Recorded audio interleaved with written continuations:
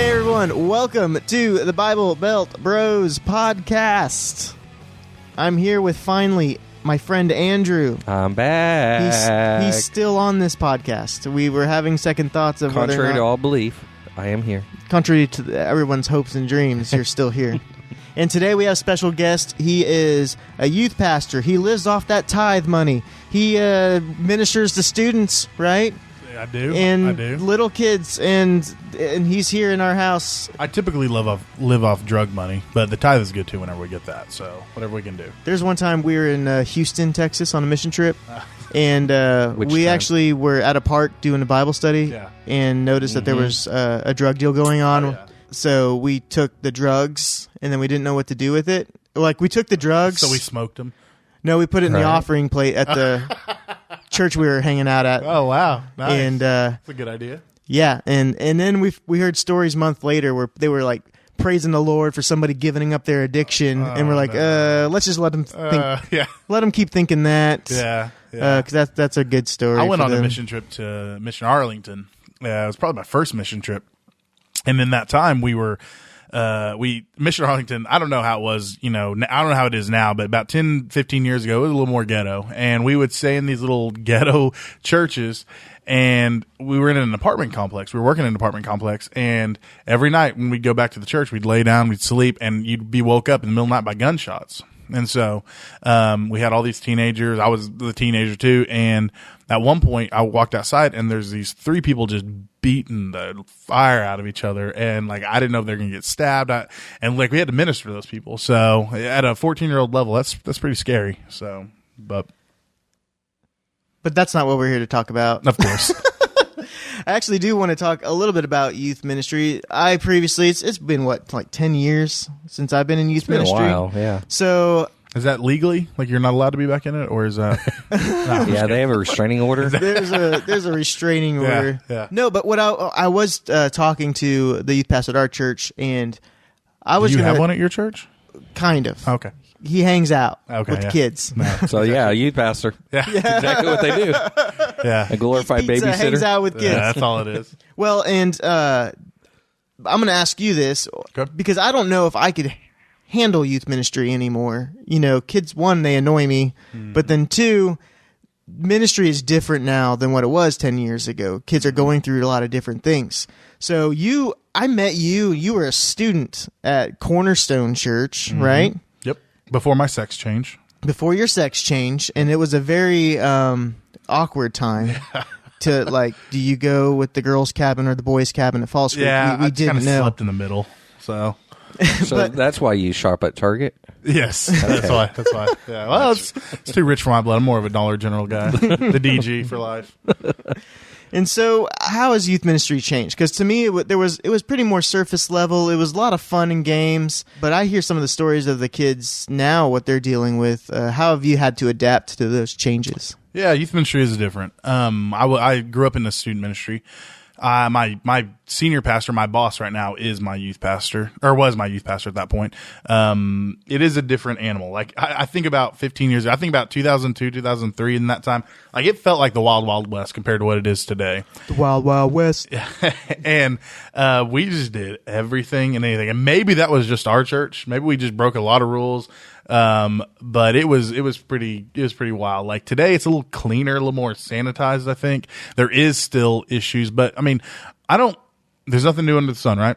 And so the issues that kids are dealing with today really, I mean, it's still the same issues they're dealing with then. It's identity. It's sadness, it's pain, it's depression. It's still the same thing everyone's dealt with. I mean, the way it's changed probably is more or less, a little less family oriented. There's not a lot more divorce, a lot more brokenness in that area, I think, than maybe 10 years ago. Maybe I don't have statistics on that, but that's what it feels like. And so you have a lot more busyness going on too. So everything competes with student ministry on Wednesday nights. I remember back in the day, they never had Wednesday night sports or Wednesday night practice or Wednesday night plays. And that's the norm. I see youth ministry shifting to a Sunday night model even because of all the competition with Wednesday nights. And so that's some of the things I've seen. So you're just going to conform to the world Yes. instead Well, of now- changing? That's been my whole life. Sand Springs in general, they don't do Wednesday night activities. No, they do.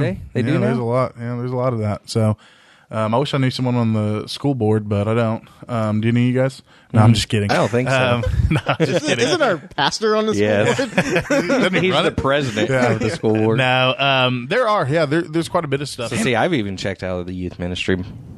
Yeah. So I don't even know. So youth ministry doesn't have a biblical precedent, right? I mean, there's Right. nothing in the Bible that says that you need to have a Right. youth ministry. Well, I would say that could be with Sunday morning church also. Oh, okay, yeah. The ecclesia, okay. But yes, youth ministry. You've obviously never listened to our podcast. No, I've checked it out a little bit. Let's just talk student ministry. Like there is really no true precedent for it, and so all we're trying to do is help inform and guide families alongside what they should be doing. Like a student pastor's job, as bad as it sounds, I love all student pastors in our community, but like it should really not even be there most of the time. It should honestly be. I'm saying a lot of things. The goal of a student pastor is to affirm the things that the parents are teaching at the home. But that is 90% not what happens. Or what they should be teaching at the home. Exactly. Because as a friend says, 9 times out of 10, half the time, Megan, that the parents aren't going to church. They're just dropping their kids off. Dropping the kids off.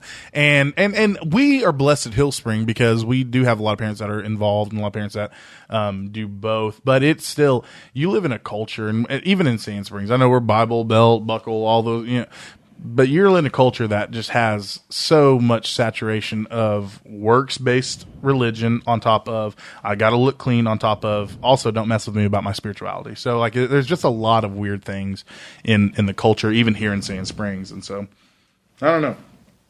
I do love youth ministry though. I really do. I'm not down on it. I think it is. When I say there's no biblical precedent, I'm glad we get to do it. I think it is an important ministry. My life has changed in student ministry. So. That's a good plug to... Did I answer anything there? I don't know. Okay, good. By the way, I don't know if I ever said your name. Matt Barnett.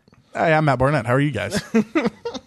Good job, Dusty. Hey, you know what's really funny? Okay, so you grew up in Cornerstone, Yep, right? it's Cornerstone, And yep. then you guys changed the name to Hillspring Yep. to be more relevant, have a .tv at the end. Yes. Match that Life Church, Yes. look. Oh man, all I want to do is be Craig Rochelle. I visited a new church plant in Tulsa. Guess what their name was? What? Cornerstone. So we changed our name. There's a lot of reasons. Like, dude, if you go to Mardell's, like, who would want to, honestly? But if you had to, Christ alone. yeah. Cornerstone. Anytime we ask for our, like, we put something on a charge account, there's like 150 cornerstones in like a 10-mile radius. So you have that issue. And then I think like right down the road from us was another church called Cornerstone. The pastor was like embezzling a bunch of money. And so we're getting calls all the time. Like, so why is your pastor stealing money? And I was like, well, you guys don't know about that yet. Like, we are, but no, I'm just kidding. But honestly, we went to 2 campuses for a little bit there, and we'd always wanted to change the name. It was time. The Cornerstone we had a big split in 2007, and a lot of people still hold that in, like, when you think of Cornerstone, you think of a big split. I don't. Yeah. Well, a lot of people do, though. A lot of people are like, "Oh, that's that church that split," Because the people you don't even want at your church anyway. I know. But we were running 700 people at that point. Number drop? And it dropped. Yeah. I will drop my numbers all day long and tell you that I run 10 kids every Wednesday night. I don't care. No, I'm just kidding. But yeah, we just want to change. So cleverly, right? If that's a word, we're in Berry Hill and we're in Sand Springs. So Hillspring, there we go. So. Oh, not that you're on top of a hill. See, I always thought it was just because you're on top of a hill on 41st Street. Yeah, no.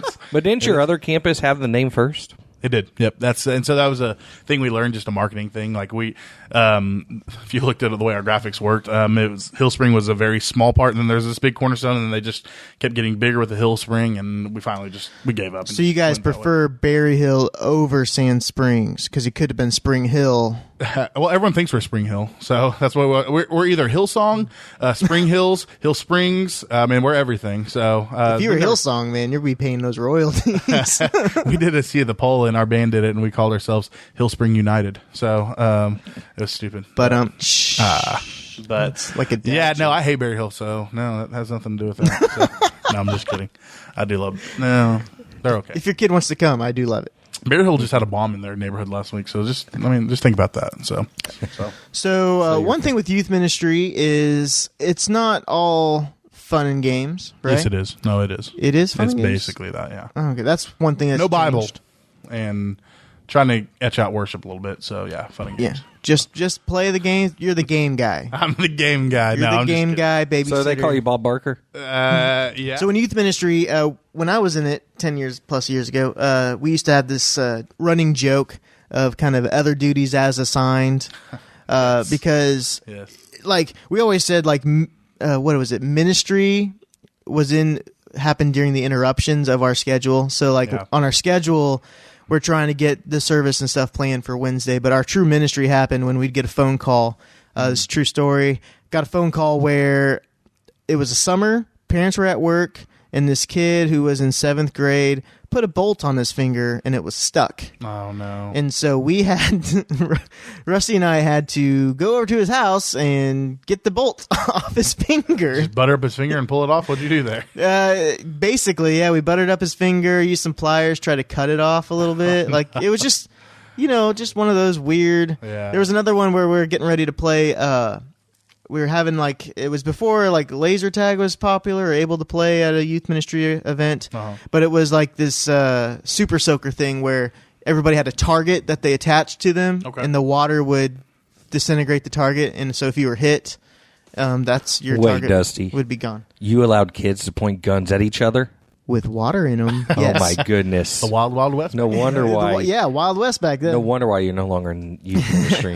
Well, to test out whether or not that would work for what we're wanting, I had to wear it while Rusty sprayed me with a hose to see how long it would take for that thing. You couldn't put it up against a wall. Yeah, I guess we could have. Yeah.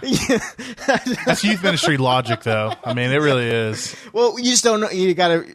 The real life situation, kids are going to be running around getting soaked with water. Exactly. Exactly. That's so have good. you? What are some of the things you've had to deal with in the other duties as assigned aspect? There's a lot. So in my actual title at Hillspring is associate pastor, and student ministry is one that runs under that. But so you don't even want to be like associated with student ministry. I'm very. That is a pet peeve of mine. I'm very proud to be a student pastor. I know so many student leaders and student pastors that just want to be a senior pastor, and they could care less about youth ministry, and I think that is so toxic. Well, we did a podcast. That's like the natural step ladder of working up in a company. That's how you kind of work up. You start children's ministry or music ministry, and then you become youth pastor, then associate It's not like pastor. you have a calling to be a pastor. You have a calling to be a youth pastor, and now it's a that's one of our pet peeves. Is the higher up you go in the church, the higher your income goes. So, exactly. So God always calls me to hire more. You might be called to youth ministry, and I know people that are in their 50s and 60s that are still called to youth ministry, but their budget wise, they have to pursue the higher up. No, and that's real. I understand that. I know a lot of guys, and it's usually young 20s Reform guys, and I love Reform theology, but it is those guys that, and maybe I'm pigeonholing too much there, but it's those guys that are a little bit above teaching students. And I can't get with that, man. The students are too important, too valuable. Satan is trying to steal a generation away. He's always been trying to do that, but he's really, just this generation is there's a lot going on, and to just look at it as a stepping stone is so pathetic to me. I can never understand that. Duties that are, man, I had a ton of things, man. I am a professional carpet cleaner. I've learned how to work websites, graphics. I've learned how to clean toilets. I'm a van guy. I know how to plan marriage retreats, even though I'm not married. There is tons of different things that come under that realm. So a few things that have happened. I have had every pastor has to move someone at some point, right? Like we always have to get out and start moving somebody. And randomly. So I remember I was at a house and I was helping someone move. I have a big phobia about snakes. I don't know if you guys love snakes. They're disgusting and they're evil creatures. No, because the Bible tells me you strike them with my heels. So exactly. And you should. And so I'm helping this one guy move, and dude, he's a blessing from God, obviously. Little messy though, little messy guy. So, and he failed to tell me that in the process of moving him, that he had a python. And if he would have told me that, I would have been cool because, Python's in a cage and whatever. Well, but the Python's not in a cage, right? So we're hanging out and we're starting to move everything and we're getting things around. And this place is pretty bad. It's pretty nasty. There's cockroaches everywhere, stuff like that. Well, I'm lifting up his couch and we're getting one side of it. And as I lift up his couch, this Python falls onto my arm. I thought, what the heck? And did you say heck? Yeah. So censor that. Yeah. So it was disgusting. So there's one of those. So you're always a mover. I have had numerous and many times where this one might not work for this podcast. Oh no. So I took a group of teenagers. Our youth ministry is very junior high centric, and I don't think this is going to work. But these young girls that coming into age have their female things happen, and I don't know anything about that stuff. So for me to just call it their female things, I don't know what it means. But at one point, we're on a mission trip, and I don't know how it all happens, but every single one of them had their first period that trip, and there are at least 6 of them. Code blue. Yeah, and they're coming to tell me, and my leaders are trying to talk in code, like, oh, they just need to go here. I'm like we're doing mission work. I'm like, no, they don't need to go there. We need to be right here, right now. And I'm yelling at them, and I'm screaming at them, and then I realize, oh, there's something else going on. And so I'm going to buy a bunch of tampons and all that kind of stuff. And I still have a backpack from that mission trip that is like loaded full of tampons, right? So I'm a tampon carrier at this point. Never again will you have to make a late night Walmart run. No, never again. So there's that. Man, there's so many things that come under that, man. There's so many different things that happen. You got to come up with stupid games in youth ministry. Got to keep them entertained to some extent. I'm not about entertainment in student ministry the whole time, but you got to do something to break 20 minutes. And so there's a lot of different things, but yeah, I love those roles though. I would not change. No, I would change some things, but I wouldn't change the path of ministry that I've been on for the last couple of years for anything. It's been great. So, did I answer that question? Because I don't think I did. I didn't know what that question was. I think you did 2 stories at the same time. I did. I mean, I don't. That's how I preach. What happened to the snakes?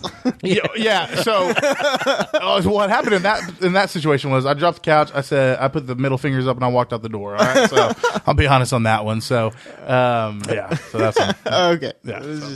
See, a snake wouldn't have bothered me. The roaches would have.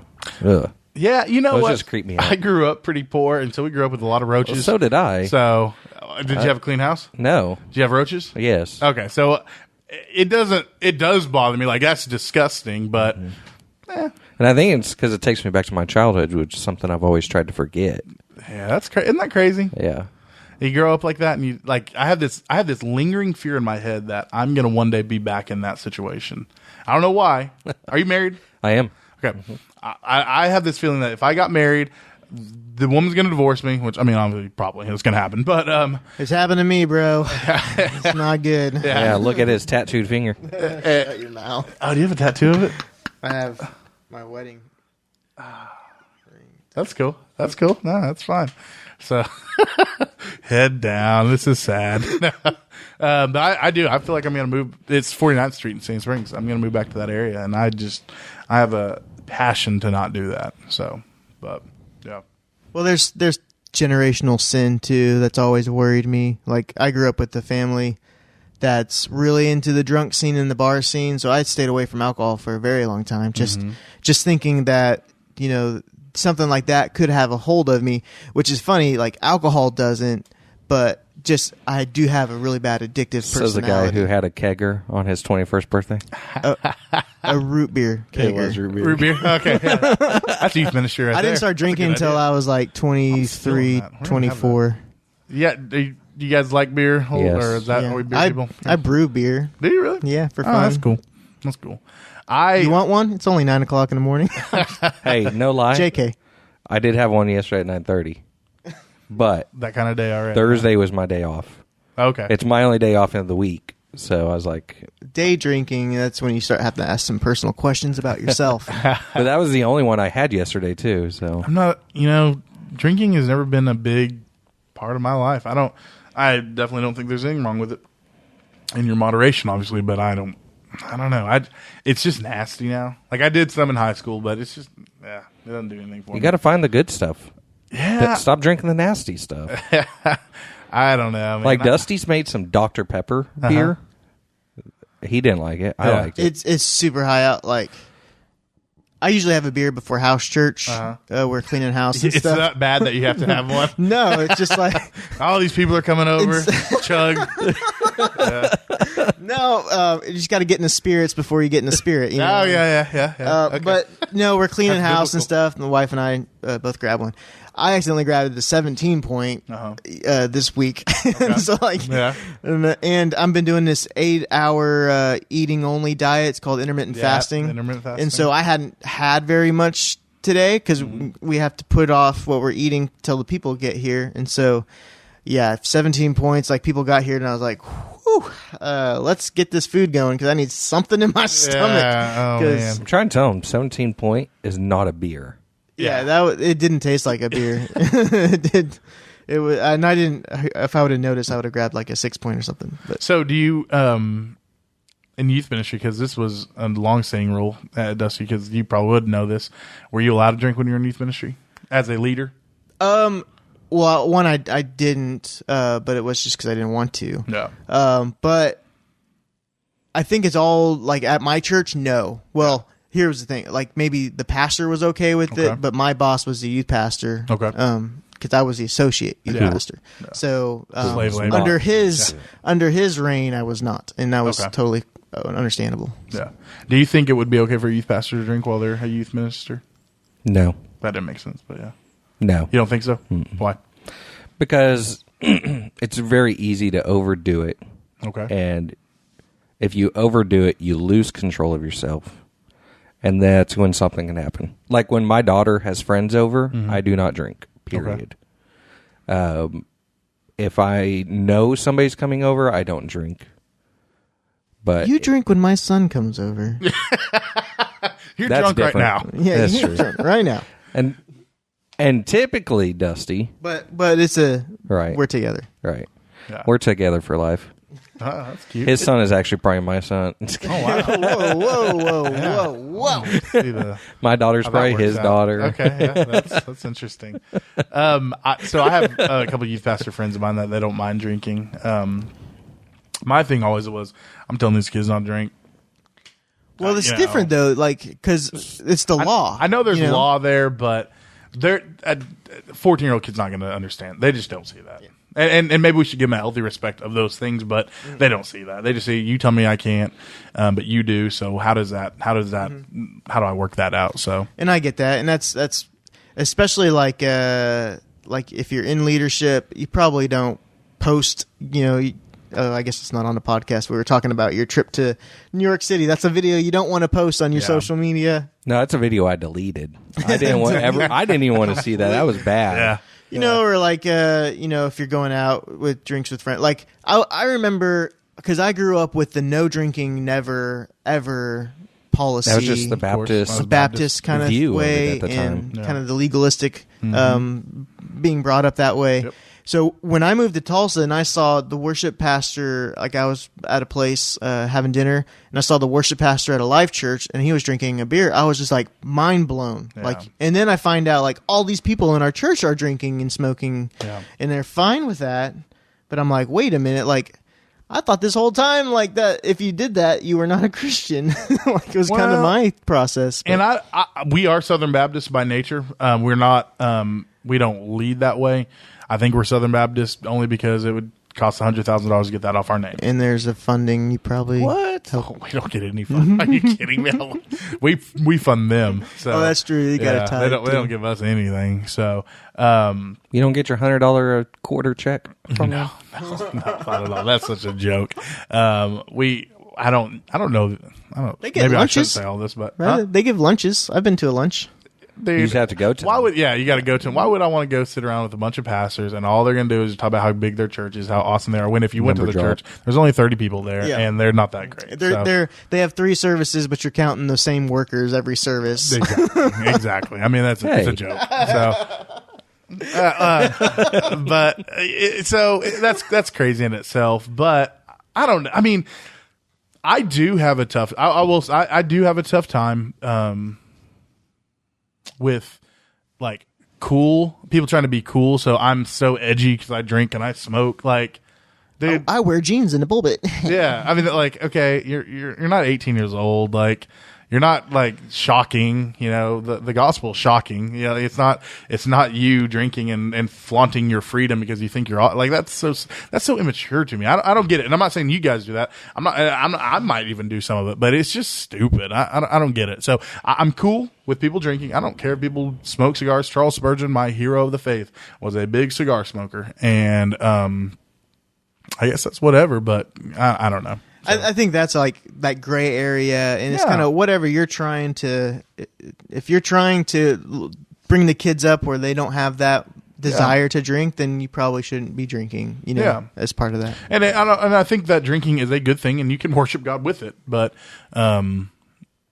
not me. Like when I went to a Hillsong, I almost said Hillspring United because you told me a story. Hillspring United earlier. concert. Hillsong United, and we went to a awesome. brewery tour beforehand. Did they? So that was a Hillsong spirit. put it on, or No. Like, we were in Oklahoma City. let's say now that's why I know why they have so many people. Okay, that makes sense, and why Free beer for everybody. that's why their hands are always flowing around and they look like hippies at Woodstock. Okay, that makes sense. So, yeah. But yeah, we do that like because one of the things my wife and I we do brewery tours together. Okay. So like if we're in Dallas, we try to find one in Dallas. Okay. You know? Oh, man. And so that's kind of what we do. And so anywhere we go out of town, we try to find. And it's usually because beer nowadays, like you got all these microbreweries. Yep. And they all have their different spin on something. Yep. So we take, and there's like these little cups, you get a flight. And so it's not very much alcohol, but you can try a little bit of each. And it's kind of fun for us. I do food tours, basically. I just go anywhere there's food. Well, that's definitely the Baptist way. Yeah. Amen. Yeah. So drinking is horrible. Gluttony's go for it. Do what you got to do, man. That's pretty much. Yeah. You're just living for Jesus at that point. So yeah, no, I understand. And I've lived that gluttony life. So yeah, me too. That's I've tried so many different diets and stuff. Right now, I'm doing this. I only eat for an 8-hour period of the day, and then for 16 hours, I'm just drinking water and such. Yeah. And so it's called intermittent fasting, and that's the only thing that I've actually been losing weight on. Like I've given up pop before and didn't lose anything, and it's that 2 days a week I kind of basically do a 500 calorie fast. Okay, yeah. And then the rest of the days normal eating, just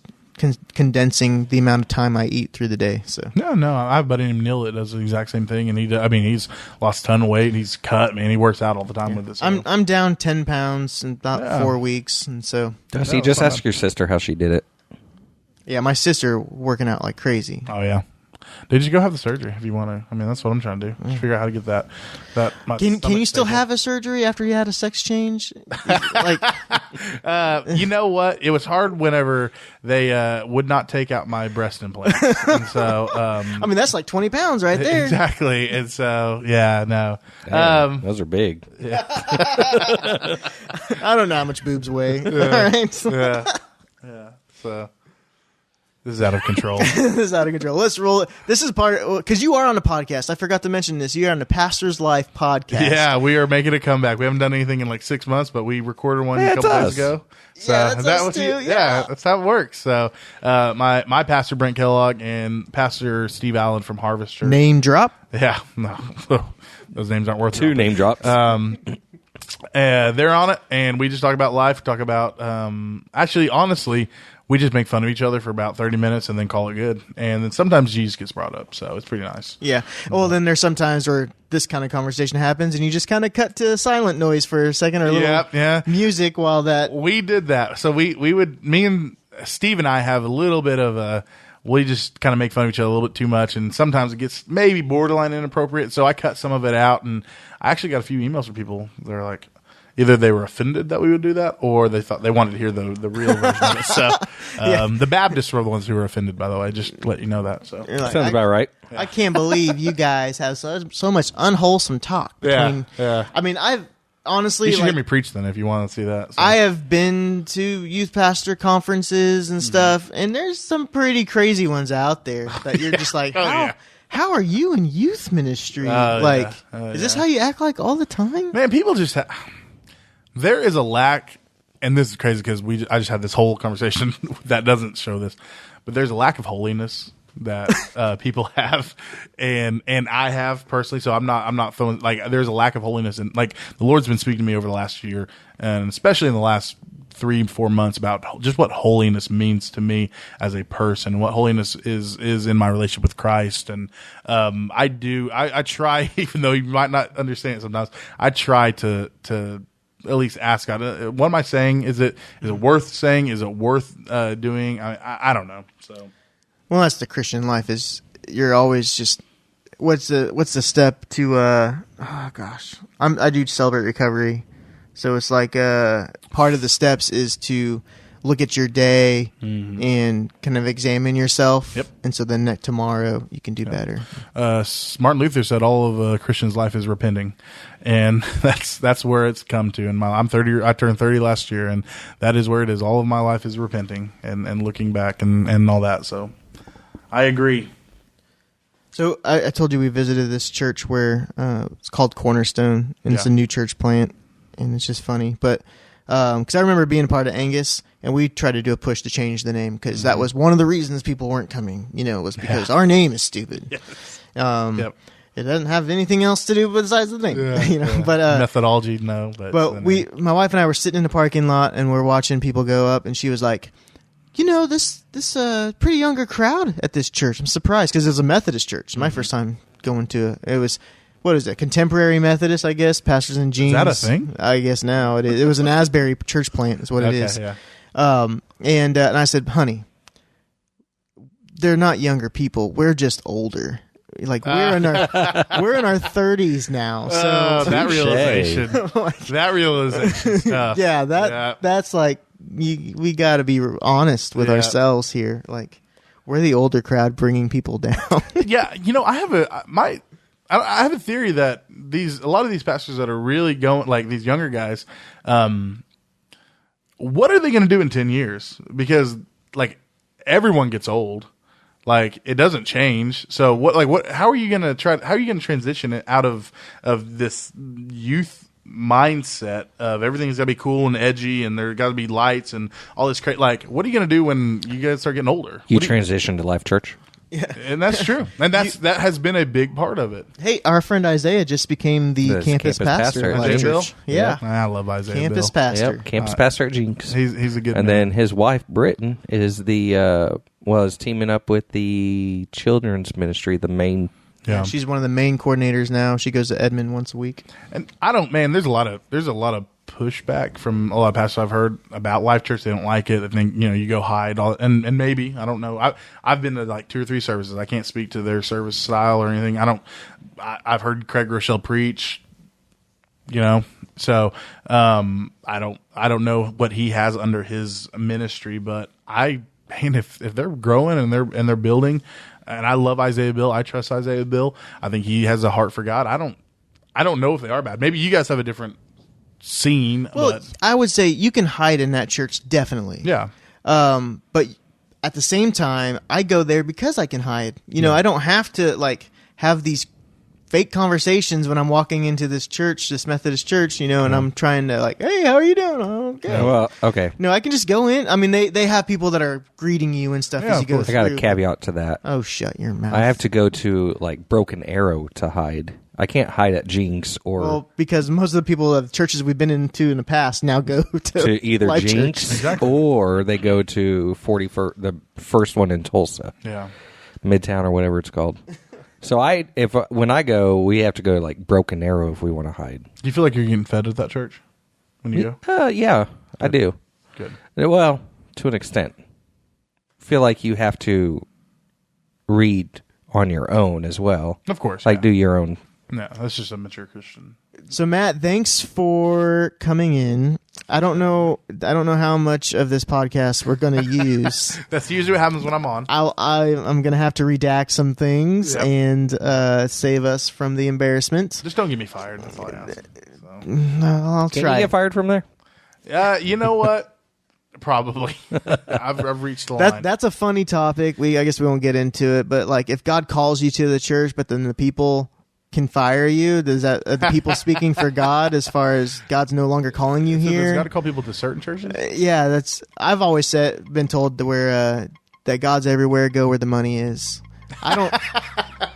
Yeah, I don't know if that's completely wise advice, but that's not bad though. I like it. So I've failed that one apparently. So, but thanks for coming, man. Tune in to the Pastor's Life podcast. They're recording some new ones right now, right? Yes, and, sir. So you'll be releasing those soon. Come check us out. And check them out. Check us out. And again, thanks to Ricardo for providing us our sweet intro and outro music. And thanks to you for being here, Matt Barnett. I love Ricardo. I didn't know he put your music on. I was listening. That's cool. Yeah, I bought his CD, and I was like, can I use your music? Yeah. And he's like, yeah, man, whatever. Ricardo's the coolest guy. He is the most genuinely nice guy I know. Seriously, I And- love Ricardo. and, I love his family. I don't know his family, but I know Ricardo. So anyways, we'll see you guys next week. Hopefully, tune in, and we'll have something for you. Later.